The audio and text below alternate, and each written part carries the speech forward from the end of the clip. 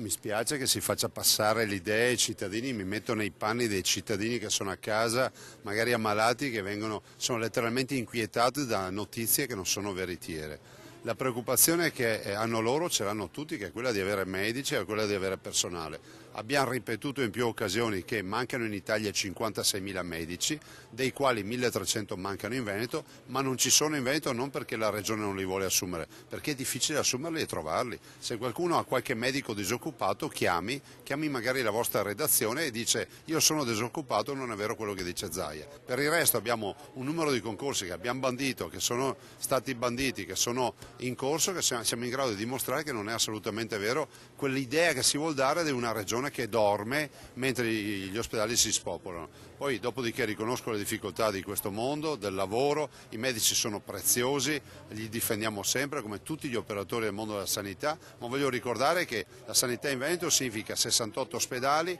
80 milioni di prestazioni sanitarie erogate ogni anno, oltre 50.000 dipendenti, quasi 60.000 se ci mettiamo anche gli indiretti e 2 milioni di accessi al pronto soccorso. Parlare male della sanità del Veneto vuol dire far danni alla sanità del Veneto. Però loro dicono che sono 10 anni che non viene rinnovato il contratto di lavoro.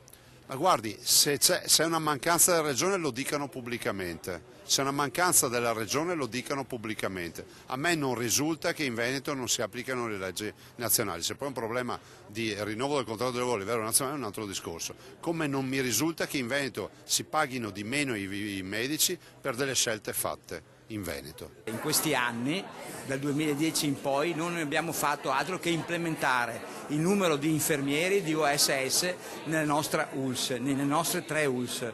Partivamo da una situazione di criticità, oggi noi abbiamo l'autorizzazione della Regione e riusciamo a dare il turnover e addirittura a mettere infermieri in extra turnover.